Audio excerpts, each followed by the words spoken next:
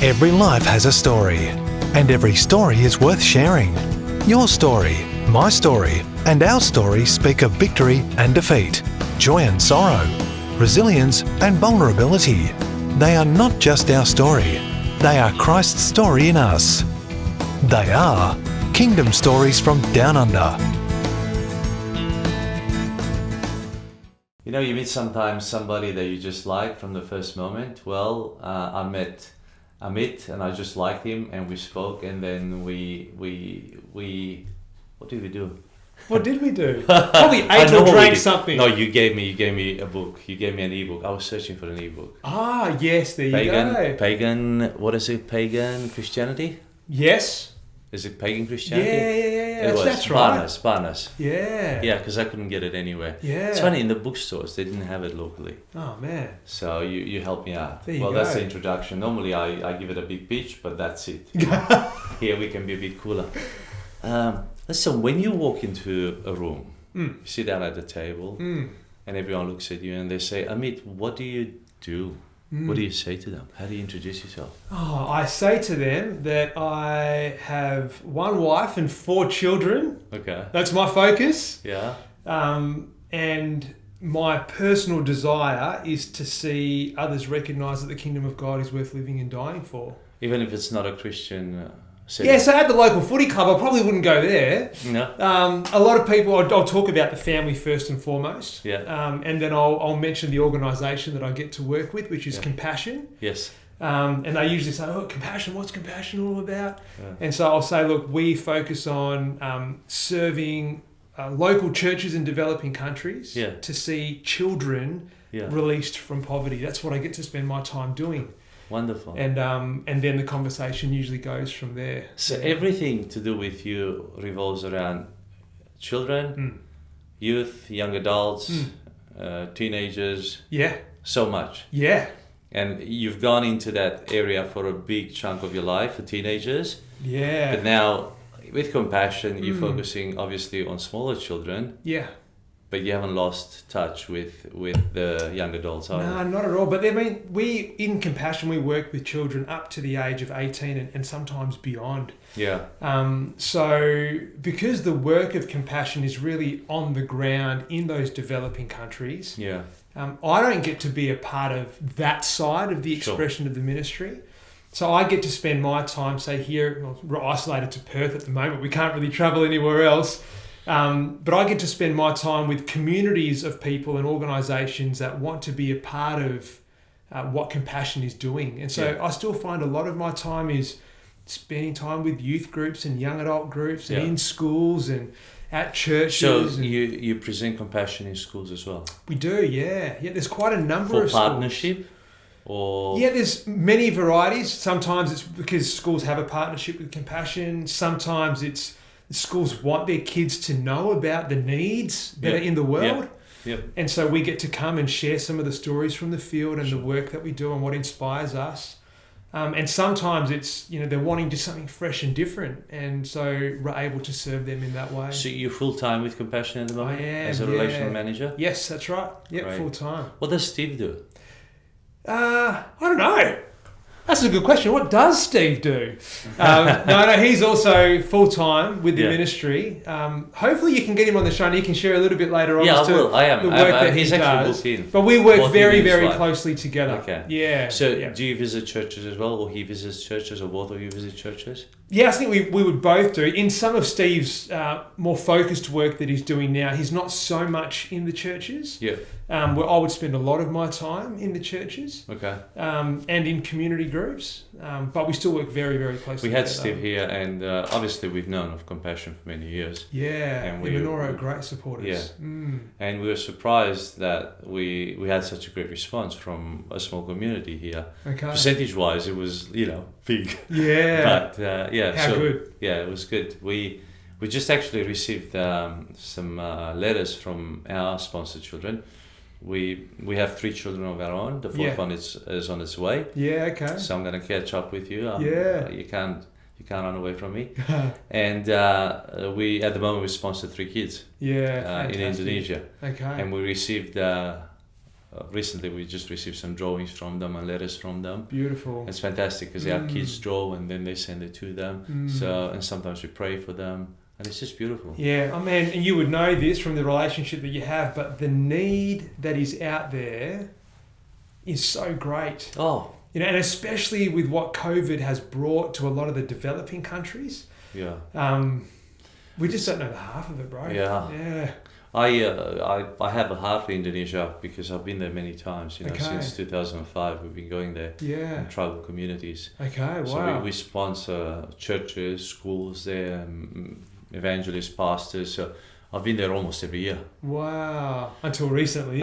Until last year. Yeah. So, you know, we were actually going to go with Compassion to Sumba last year, but obviously because of COVID, it was cancelled. So we were going to go with Compassion there. Yeah, fantastic. And I was going to meet some of these kids that we sponsored. Yeah. So it would have been great. Yeah, well, hopefully the time will come. Yeah. Yeah. So where does your story begin? Does it begin in Australia or in Malaysia? No. Singapore. Okay. Yeah, that's where I was born and raised. My mum and dad also were born and raised there, stayed there their whole life up until 1987 when I was 6 years old.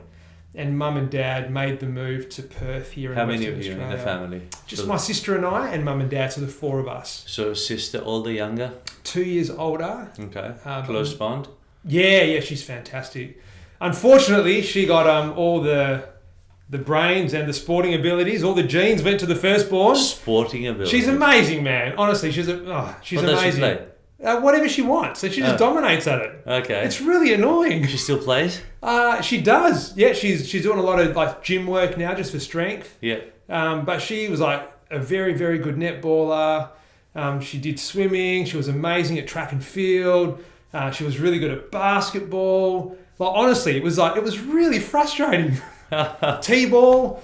But yeah, no, it was awesome with great relationships. What about academically? Yeah, phenomenal. So she graduated from UWA, one of the local universities, with a PhD in microbiology and biochemistry. Ouch.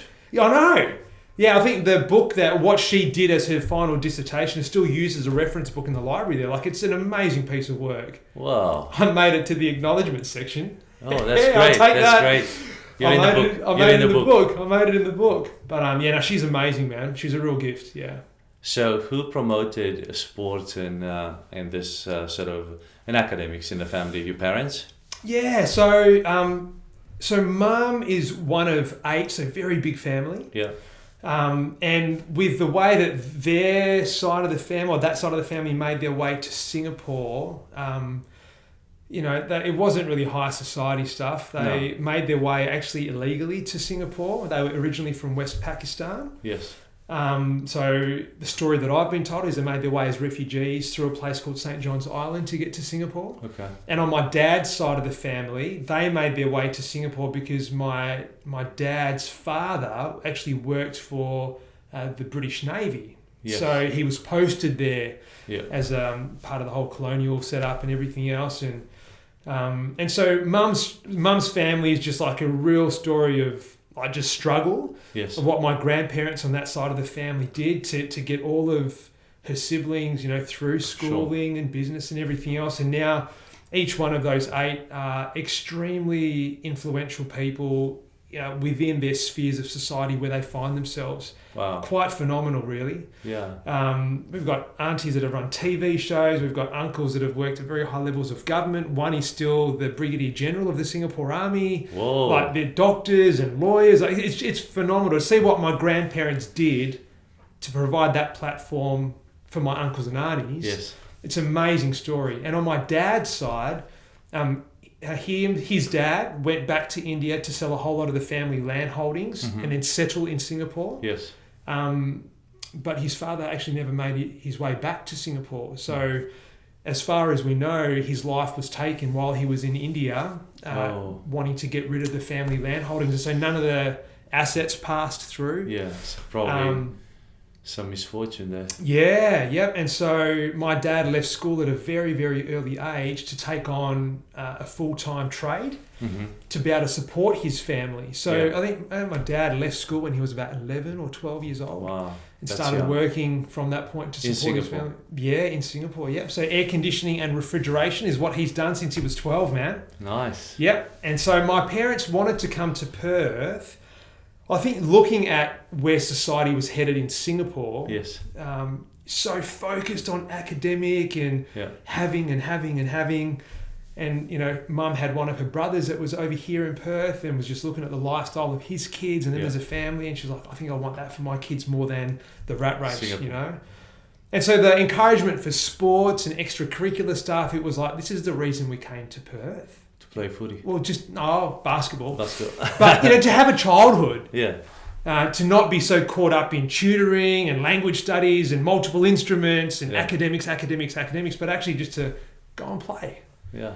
So that's what we were able to do and encouraged to do when we were younger, and I'm super grateful for it. So for you coming here was a bliss? Yeah, man. Yeah, it was an absolute. Do you remember much of Singapore? I definitely remember the food. Yeah? Yeah. Amazing food. I remember the family.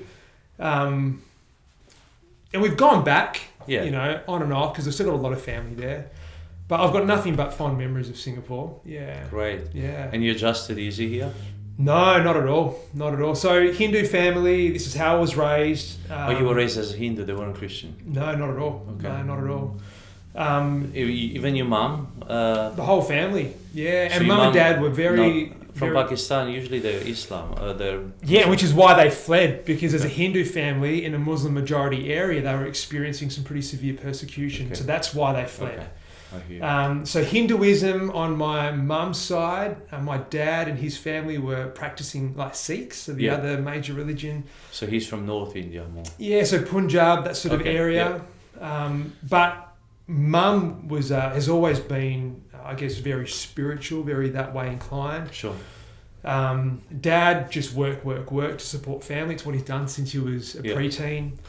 And so when we came to Perth, you know, they had an altar set up in the back room of the house, and it was like, it was the rhythm. It was what we did, man. Yeah. It was very normal for us. And were you worshipping as well, or they didn't? We were learning a lot, and mum and dad were sharing as much as they could, and they really encouraged us. What language were you speaking at home? So English primarily. Mum and dad, when they didn't want my sister and I to know what they were talking about, they would speak either in Malay or in Hindi. Yeah. So they both spoke Hindi? Yeah. And a bit of Malay? Yes. Yeah, okay. Dad spoke probably more Malay. Mum spoke a little bit, and then Mum would speak a bit more Hindi than Dad, but they would just talk in their own little language. Enough so you can we had no idea what was going on. Okay. What's for dinner?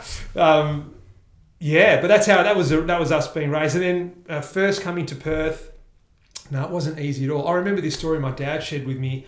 He got a job in one of the air conditioning companies here locally. Yeah. And because he's just so good at what he does, man. Mm-hmm. In Singapore, he would have churned through the jobs. I mean, no mucking around. Yeah, fast. You had to work, otherwise you wouldn't make money. Yeah, and so the company that he got taken on by, recognised this because they just saw their bottom line just going up.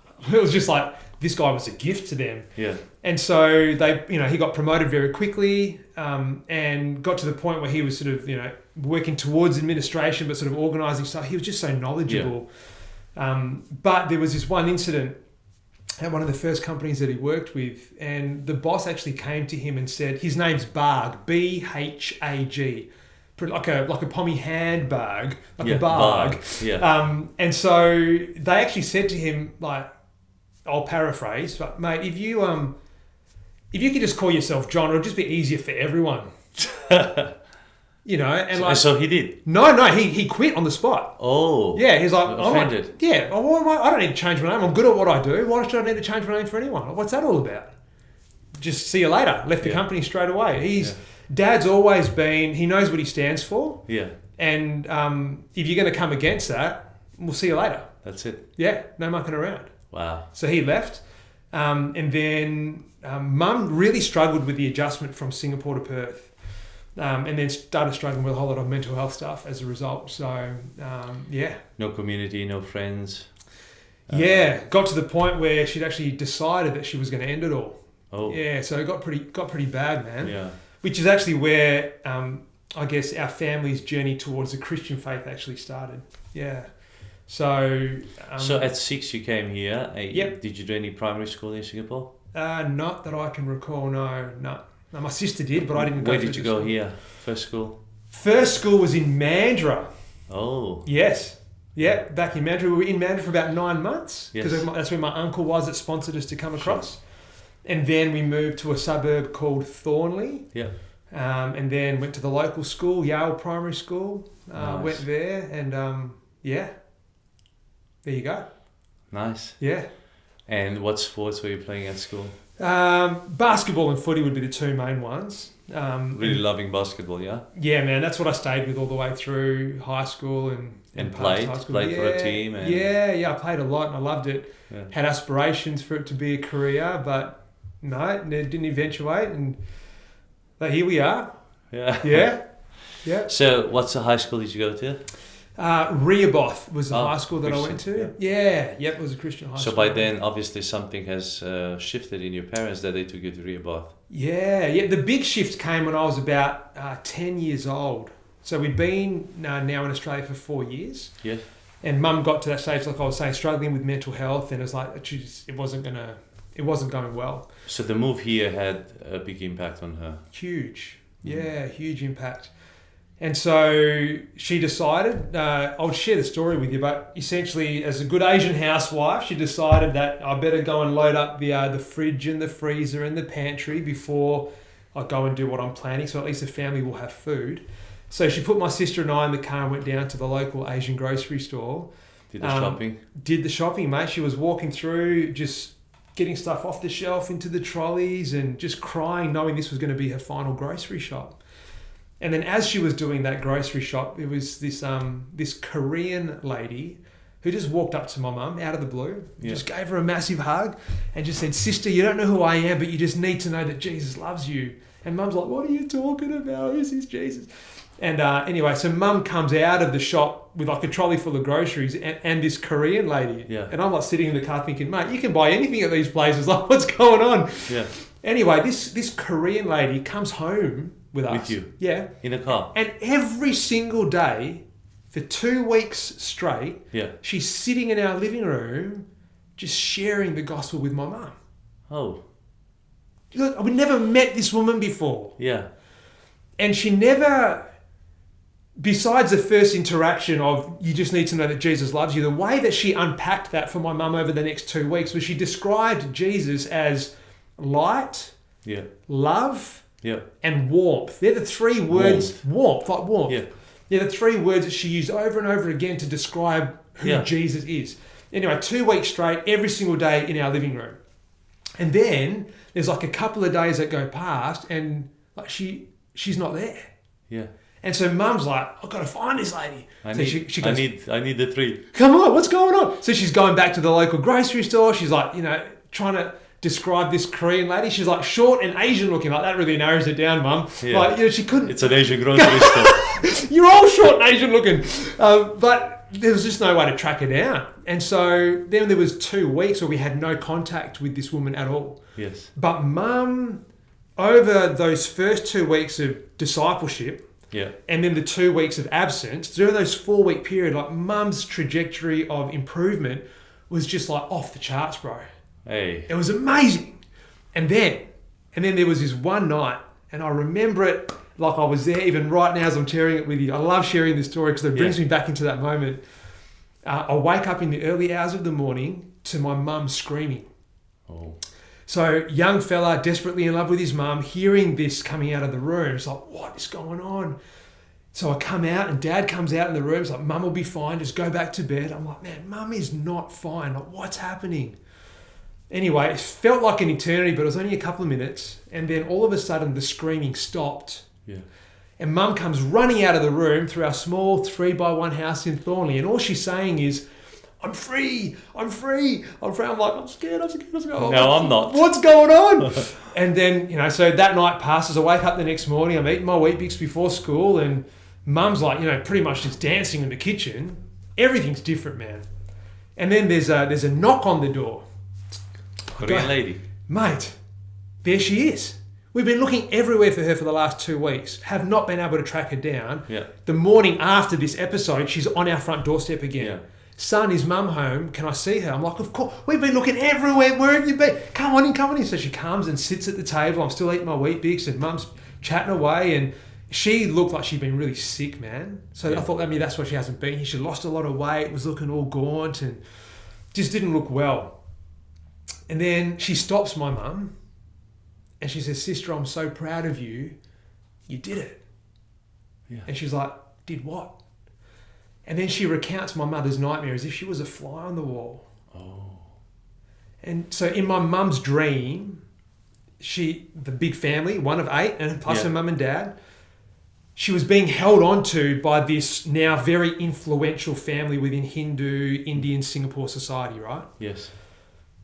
But what she could see ahead of her was light, love and warmth. And she's like, that's what Nanson's been talking about. That's who it is that I need. I need to get there. She was trying to break away from her family, but she couldn't, which is why she was screaming. Yeah. And when she finally broke away from her family and got to that place, she got free. That's when she woke up, and that's when she was saying, I'm free, I'm free, I'm free, I'm free. Powerful. And so and Auntie Nancy's like, sister, I've got to take you to the local church. So she took my mum that Sunday to the local church, which was Thornley Church of Christ. Mm-hmm. My mum gave her life to Jesus straight away. And for me, my journey of faith was like, I just want what mum's got, because this is ridiculous. Like who she is now as a result of this life and this love and this warmth. Like, I just need that. Yeah. And that's how our family's journey into the Christian faith really started. And your dad, how did he take it? Not very well. That was good enough for mum. That's fine. But I think the reason it was really tough for dad was a couple of years later when mum shared with her family, like, hey, I'm a follower of Jesus now, and this is what it's meant for me. This is my story. Yeah. The result was, there's the front door. Don't ever come back. Oh. And so when my dad saw how my mum essentially got cut off from the family because she chose Jesus, I think knowing dad's story and how he'd given up schooling to provide, and like he didn't want to go through that sort of like push, separation. You know. So he's like, "There's no way I want any piece. If that's going to happen here, I don't want a piece of that."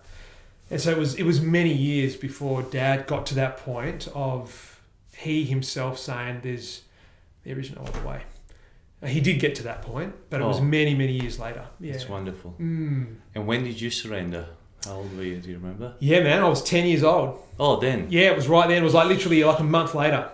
So in church? Yeah, I kept going. So, man, at the age of 10, I would go in the mornings with mum and I'd walk to the church in the night times with her, and I'd go to both services every Sunday. I just wanted more of this stuff that was changing my mum. Yeah. And so the minister at the time, a gentleman who's, I just love the guy, John Bond. He's still here in our city today doing amazing work, not just in Perth, but across the globe. Yeah. And he was the minister at the church at that time. And I remember on those Sunday nights, like running down to the front, even before he'd finished preaching. You'd answer the altar call every night. Mate, I'm here, I'm in. Yeah. Like, I'm ready, sign me up. Yeah. And so it got to the stage of doing this multiple weeks on, where they actually got me to meet with one of the elders of the church to go through like a discipleship course, so you actually understand what you're saying here. And got through that 8-week course in 3 weeks, and I couldn't devour enough of this stuff, man, and was baptized not long after, and then I haven't looked back since. Yeah. And you didn't rebel in your teenage years? Rebellion looked very different. I wouldn't say that I didn't rebel, but I was a polite rebel. Yeah. Never got into like the drinking and the drugs and the parties. I never got into any of that because it was all basketball. Like I had to stay fit for basketball. You had a huge respect for your mum, though. Massive, yeah, and so for the elders within the community. You wouldn't have said. You I didn't want to. So you had those that influence, that cultural influence from Singapore, respecting the elders, respecting the family. So you grew up with a lot of respect. I think a lot of Eastern cultures just have that, that honour and shame. Yeah. It's a big part of how they do life, right? Yeah. And so it's not even just your immediate family, but I remember travelling in Singapore and you get into the taxi of an older man and you just call him uncle. Yeah, or sir. Or... Yeah, he's like, uncle, we just need to go here. And it's always polite. It's always thing to do. they've lived life, man. They've got Yeah. stuff to learn from them. So Yeah. you put yourself at their feet and you learn from them. Yeah. That's just how I was raised, and that's how I'm trying to raise my kids as well. Yeah. That's beautiful. Mm.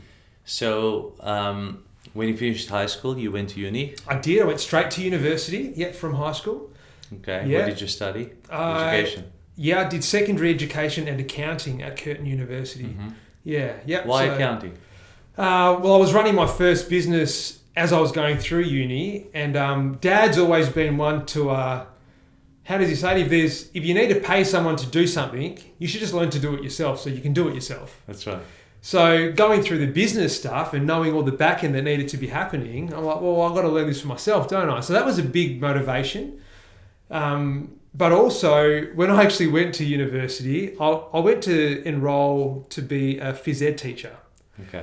And so I got a place at Curtin University, and so I went to orientation day to enroll in all my phys ed teaching classes. Yeah. Only to find out they didn't offer phys ed teaching at Curtin University.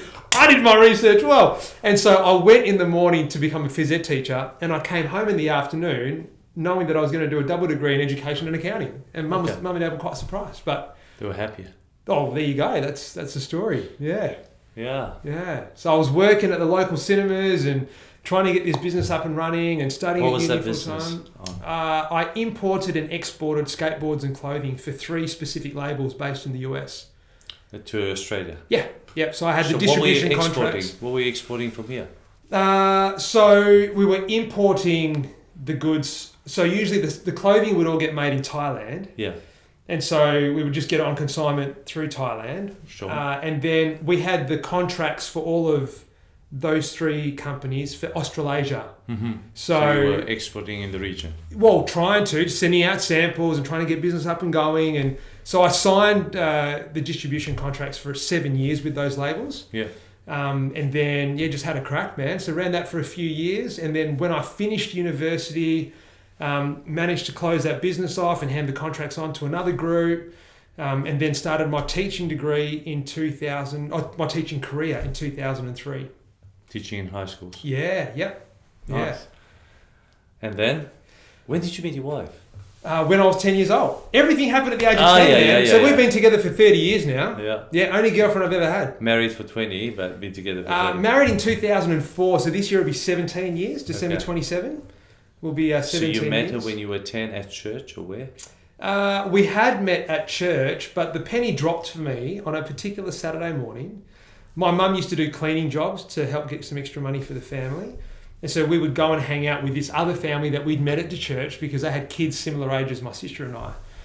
And so this particular Saturday, we were there with this family. I'd finished the party pies and sausage rolls for lunch. And I excused myself from the table, was sitting down watching some dinosaur cartoon or something. Yeah. Now, I said I love basketball, right? So this is back in the 90s. I was like the massive Ricky Grace Perth Wildcats fan. So I was like the Indian Fresh Prince. I had the big flat top short back and sides and the big one at the top. Anyway, I'm sitting down there watching this dinosaur cartoon and lying on my stomach. And then Sky, my now wife, she just came and sat next to me and she just started stroking the flat top. And I'm like, oh, she's the one. Yeah. That was it.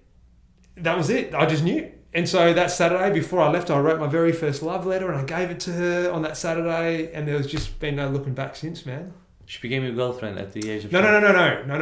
Dad would not permit that. No. No girlfriends. Definitely no boyfriends. When you're going through high school, you got to focus on your study.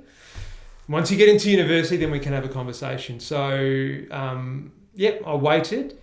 We went to year 10, year 11, year 12 formals together, same group of friends all through high school. We knew we liked each other, but I just wasn't allowed to make anything official. So out of respect for Mum and Dad, that's what we did. And what was her culture like? She was just getting frustrated and waiting. Yeah. Yeah, not a very patient waiter, my wife. But on the 11th of March in 1999... was when I officially asked her to be my girlfriend. I finished my first couple of weeks at university. I went to Mum and Dad and said, right, I'm in uni. I started studying. Are we good? Yeah. And the response was yes. And so... They actually gave you the green light? Yes. And then I went from there. And that was a Thursday afternoon that I asked her. And she came to my basketball game that night as my girlfriend.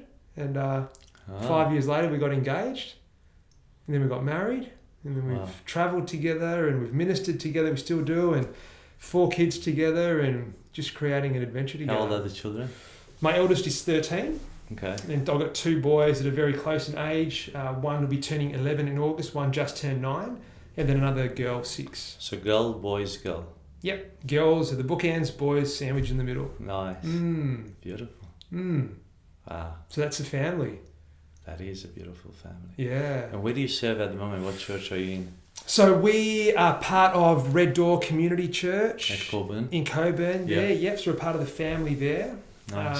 And so, where there's opportunity, we'll definitely minister there. And you live on a farm?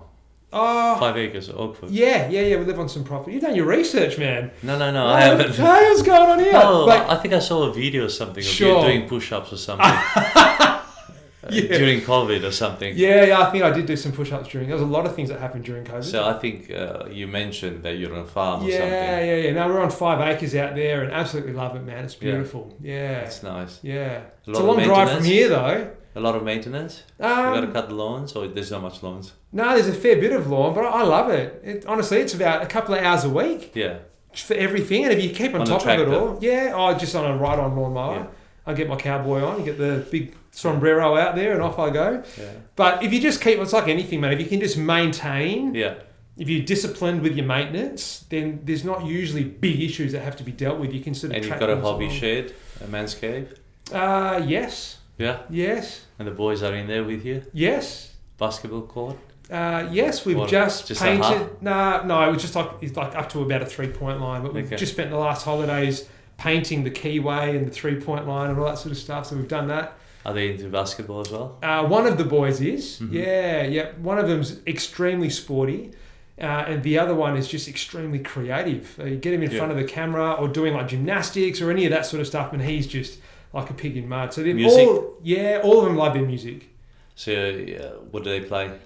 My eldest one loves to sing. Yeah. My eldest boy loves to play the drums. Mm-hmm. Nathaniel, my 8-year-old, good name. Hey, Or we call him Nate. Yeah. But he loves to get on the keyboard. Yeah. And then the youngest one just loves her voice to be heard, so I think she's going to be a singer as well. Do you play? I played a lot of guitar growing up. Yeah.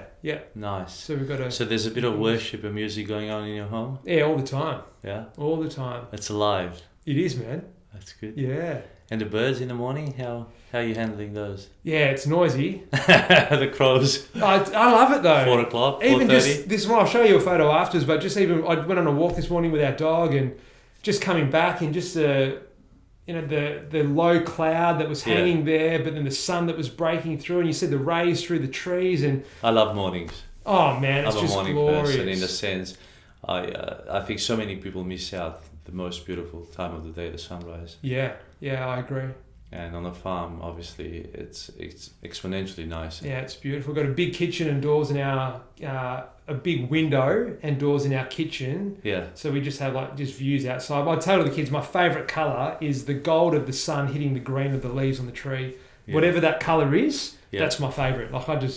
I'd never get sick of staring. Burnt orange kind of brown. Yeah. I just never get sick of staring at it. It's beautiful. Nice. They say that creation is God's theatre. There's no need to put the TV on. No. Just get outside. Yeah, we're not big on TV. I mean, the kids watch occasionally some cartoons, but I don't watch television. Yeah. I don't remember watching TV. I did when I was younger, but probably for the last 18 years. Not much at all. Not much.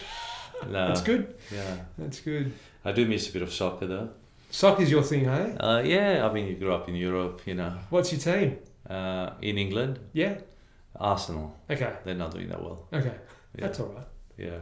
This season. So with Compassion at the moment, you've only been in this role for a couple of years? Not even. I started on the 28th of January last year. Okay, so just over a year. Yep. And what attracted you to this position? The work that I'd been doing with our brother Steve prior to joining Compassion, there was a lot that we were doing together in the city. Yeah. And some of the way that Compassion was working alongside local church was really affirming of the work that we were doing. Yeah. And so I got to the stage in July of 2019 where the projects that I was working on were coming to an end. Yeah. So I knew that as of the end of 2019 that I was going to be looking for some other work. And that's sort of where the conversation with Compassion started, was like in November of 2019. So pretty much you were invited to come on board. I was invited to have a coffee with some of the team. Nice. And I said, well, if they're paying, I'll come. Where are you? Where is Compassion office? Where is it? The office is in Burswood in the city. Okay. Yeah. But man, we get in there one day a week, really. The whole team's together. Otherwise, we know what we need to do. Yeah. And we're out and about. Get out there. Yeah. Yep. Legacy. Let's talk legacy. Come on. Obviously, you're a legacy builder, not just in the family, but also in the community. You've done a lot of work in the community. You've done your master's studies in divinity, haven't you? Yeah, I did a master's in theological studies. Yeah. Theological studies. Yeah. What's the legacy that you're building at the moment in the kingdom? That's a great question. Well, the way that I would define legacy, first and foremost, would be the planting of trees today whose shade and fruit I may never get to enjoy. Yeah. But what are the trees that we're planting today so that others can enjoy? So, working in education for all this time, like the education system was planted by a lot of our forefathers. Honestly, like in regards to tertiary study, Christian education, you look at hospitals, you look at all that, and so much within government and society, so much of that has been, those are trees planted by faithful servants of Jesus over many years. Well, most universities were Christian universities. They were around, they were set up like that. Yeah. And so what are the trees that we're planting today? What is that? And so I would say the thing that takes a lot of my time and energy and focus now would be, like I said before, helping others to recognize that the kingdom of God is worth living and dying for. Now, I use that terminology very carefully. So I'm not saying the local church is worth living and dying for. I'm not saying that the local programs or services that the local churches do. Ministry. Right. It's the kingdom of God. Now, all of those things that we've just listed are part of the kingdom. Important part. Yeah. It's not the be all and end all though. Yeah. And so the kingdom of God is worth living and dying for. That is a legacy that I want to leave behind. If anything is going to get written on my tombstone, I'd love it to be that. It was, this brother was committed to the kingdom of God that was worth living and dying for. That's what I want to be known for. Now, worth living and dying for. What's easier, living for it or dying for it? What's easier? Yeah.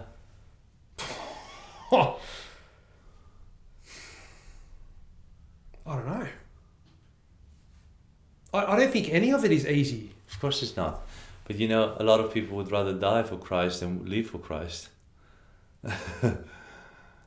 So I went through over the years, I've been through some experiences where I would say that I've stared death in the face. Yeah.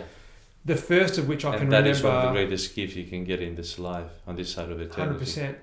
100%. Because it does ground you. Yeah. The first of those experiences, I would say, was in 2003 in Zimbabwe in Africa. And the most recent one was on the 13th and the 14th of May last year. It was the most recent one, which was when I was diagnosed with cancer. Last year? Yeah, yep. And so I would say with what happened in 2003 over in Zimbabwe in Africa, that was my first real engagement of, am I willing to say yes for Jesus, knowing that I may lose my life? To be honest, it was a brown trouser moment for sure. Yeah. It really was. But that was the first time in my life where in a moment I had to choose to say yes or no. And so that was that just made things very real. Yeah.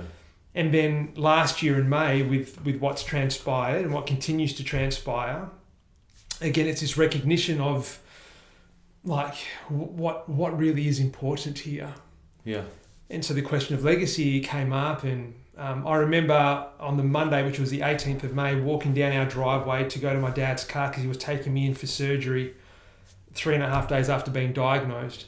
Wow, and, that was fast. Very fast, man. Story for another time, but I remember walking down our driveway and I'm saying to myself, don't look back at the house and get turned into a pillar of salt, like just charge forward, man, just charge forward. And I remember praying as I was going down our driveway, saying, Father, if this is my full stop, yeah, like I'm so at peace with you, like I'm coming home. Yeah. And I'm good with that. Yeah. Not easy. I've 4 beautiful kids that I still want to do so much with. I've got my wife that I want to grow old with. There's just so much more, right? Yeah. But if it's time to come home, if this is a full stop, then I'm coming home and we're good. But if this is a comma, Father, strengthen me because I'm going to come back harder than ever before. And in that moment, as I was praying, as I was walking down our driveway to get to my dad's car, just within, I just felt Holy Spirit ministering to me and saying, like, son, like with me, there's never a full stop. Hallelujah. You know, and in that moment, I was like, what? It's so true. I put so much energy and focus on the here and now. So often I forget that the God that I've given my life to doesn't have a beginning or an end. Yeah. There's never a full stop, bro. He's the Alpha and the Omega. There's never a full stop. It's just constant commas, and the commas usually come at major learning opportunities. Yeah. So this is just another comma. So whatever happens, then, oh, Father, so be it. Yeah. But you're right, there is never a full stop with you. It's just game on. It's just game on. It's just half time or, you know. Yeah, and so... Drink time. I went into that surgery. Time out. So relaxed, man. I remember lying down there and... Was it a very invasive surgery? Yeah, it was pretty major. Pretty major surgery. Lethal. Hey? Could have been lethal. Yeah, very much so. Yep. Okay. And so, look, even with what they were saying, and the oncologists and the surgeons have all been like, but what triggered this? Everything happened so quickly. It's not very common. Like I had the scans on that Thursday when I had the formal diagnosis, and then so between the Thursday afternoon and the Monday morning, so 3.5 days, like the tumour that they had identified, like had doubled in size in those 3 days. Whoa, man. Very aggressive. Yeah, yep. So, how did they pick it up? How did you pick it up? Because it can be so easily missed. Yeah, it's just a crazy story. I honestly can't explain everything that happened. Yeah. I'm very cautious of sharing the story. No, that's fine. Look, because I just know that there are many people who love the Lord who get diagnosed with cancer, and the outcome is very different to the story that I share. So I'm really sensitive to that. Yeah. So I'm happy to share the story in person. Of course. But I'm really conscious of that. Yeah. And so look, what all I said to the doctors was, I can't really explain what has happened. Yeah. And to be honest, I don't really feel the need to. I just know that I'm not to take any credit for what's transpiring. Yes. And that's been it. And honestly, the greatest lesson through all of this, and you're right, this has been an amazing gift. Mm. And I would say to people that in my now 40 years on this planet, cancer last year has been one of the greatest gifts that I've ever received. I've just hated the wrapping paper. Yeah. But the lessons that it has taught me, the conversations that it has afforded me to have, especially with my loved ones, and this clarity around legacy, what we were just talking about, what is it that I don't want to just drift, man, and just carry that bucket of seeds through life and never be planting anything, but just try and get to the end. I don't want that to be my story. No, we have to be planting. Yeah. There is work to be done, and we're invited into this. We're not meant to drift through life. No. We're not meant to be reckless either. Yeah. But, man, it's meant to be an adventure. And especially when you choose to give your life to Christ, it's not about comfort and safety and security and having all the answers. It's almost about, like, it's game on. Yeah. It's risky. It's utter obedience. At the end of the day, that's it. And you're almost walking blindly. Yeah. Like some of the stuff even that we're planting right now. Yeah. I've got no idea where things are going to go. But as we feel God leading us, we're just going to keep stepping forward and keep saying yes to Him. Yeah. And if things fall flat on their face, amazing lessons learned. Yeah. And if things grow for whatever reason, it's all for Him. It's for no one else and nothing else. There's no failure. Yeah, it's getting to that point where you recognise it's not performance driven. Mm. It's obedience driven. You just do your part. How it grows, how much it expands, it's irrelevant. That's so countercultural, though, Natanael. Yeah, I know, because even within the church, it's countercultural. We taught to measure. I spoke to John Finkeldy, I think it was a couple of weeks ago, and I said, "Is it true that in church is still the greatest measurements? You know, the bums on seats or the money that comes in the bank. And unfortunately, that's what they count. How many people do you lead? Sure. And it's all, we shouldn't be performance driven, because discipleship is not performance driven. Even the story with you and your wife, or the story with you and your children, it has absolutely nothing to do with performance. So why is the church driven by performance when it shouldn't be? So you talk about discipleship. That would be one of the key seeds that I would focus on planting, I think that's actually what it's all about at the end of the day. Journeying with those around you to draw closer to the Father's heart. It's what our focus has to be. And to so properly bring them into the kingdom, not just to save them, but to actually have them as warriors of the kingdom. Yeah. It's about that relationship with the Father. Yeah. You have to get intimate and close with Him. That's where it's at. Yeah. And honestly, I'm sitting here before you now saying that, and as I'm saying that to you, within me I'm like, and I just want to keep getting closer. Yeah. Well, I'm not there yet. No. I don't think I'll ever get there until He calls me home, right? But even how do we get closer to the Lord? Not by doing something. It's actually by doing less, by allowing more. It's by not resisting Him. Yeah. You have that intimacy with Him. Yeah. It's not by doing. It's just positioning to receive, basically. Yeah. And allowing. Yeah. And then just going with His leadership. Yeah. I was in regards to discipleship and what you've just touched on here, I was taught this at a young age. This idea of discipleship, it was explained to me through this particular story. Not a true story, but as a lesson. There's a young boy, medieval times, who would make his way to school every single day using the same path. Mm-hmm. And this path would take him past a stonemason's shop every single day. Yeah. And he'd look in the door, and at the back on the workshop's table, he would see this giant granite block. Boulder. Right, and all he heard was this stonemason just tick, tick, tick. Just chipping away at this block. And weeks and months would go past, and he was just getting bored of taking this track, because he'd look in, it's the same big boulder, nothing's really changing. So he changed his path for quite a while. And then on one particular day, he decided to go back to that original path to see if anything had changed. And so he got to this stonemason shop and looked in, and he was stopped dead in his tracks, and he ran into the shop, because all he could see on that table now was not this boulder, but this ferociously carved lion. Wow. On this workshop bench. Yeah. So he ran into the stonemason and he asked the stonemason, "Where did this lion come from? This is amazing." And the stonemason responded to the young boy saying, "Son, it was in that granite block all along. We just had to draw it out." Yeah. So the idea around that linking to discipleship is that within everyone, there is that ferocious lion, right? It may not be a lion, but it's something unique within everyone. And the process of discipleship is to enter into a space together where one allows the other to just chip away, to draw that out. Yeah. And it's whatever that is divine within to be amplified as you draw closer to the heart of the Father, and you're journeying in that intimacy. That's the chipping away. Yeah. And so some of that is not easy, man. Some of the stuff that we need to get chipped off is not easy. No. We have to continually, what I would say, is die to the flesh. Like it's not easy. It's not easy. And there is just so much that surrounds us in the world today that wants to add to that flesh. Yeah. Not take away. It's actually to dress up the boulder. Do you know what I mean? It's almost to cover the boulder, to make a tent on top of the boulder. But how? So, okay, I don't want to be offensive with this, but you've brought this out of me tonight. In regards to these metrics that we're using, how we're measuring success in the church, how much are we dressing those boulders in the church? How big is our boulder? Look at this. Yeah. And we want to measure it by that, rather than look at how we've chipped away and look at what...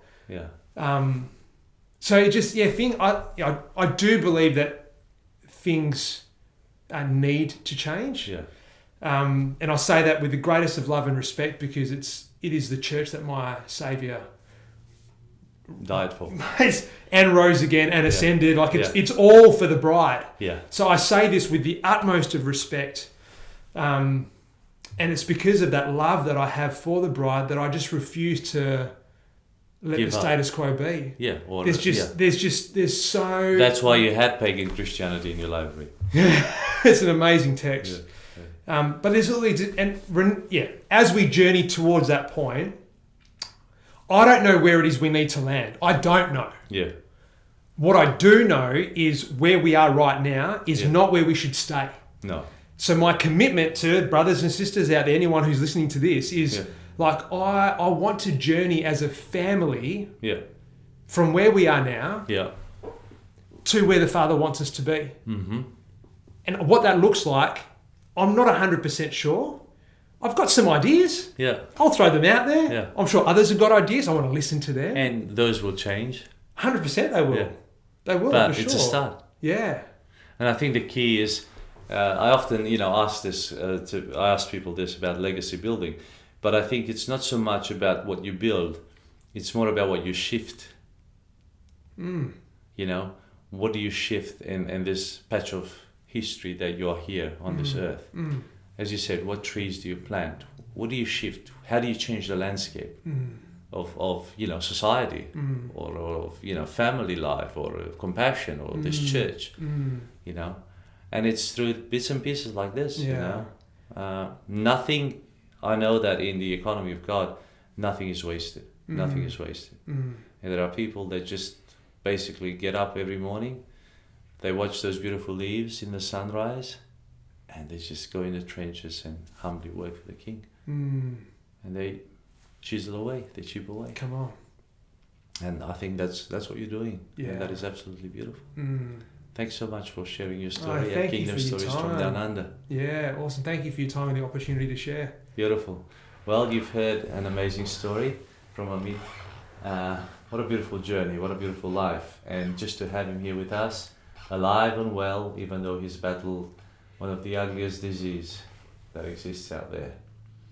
But we can draw near to God, and we can draw the best out of people as well. So get going. Just as he's building this legacy about discipleship, I pray that you engage in that discipleship building as well. If you love this content, do share it. Give us 5 stars on Apple Podcasts, and let others know how wonderful these stories are. And we look forward to seeing you next week at Kingdom Stories from Down Under. Thank you for joining us on Kingdom Stories from Down Under. We'd love it if you would subscribe, rate, and share these stories with your wider community. And remember, every story is worth sharing, including yours.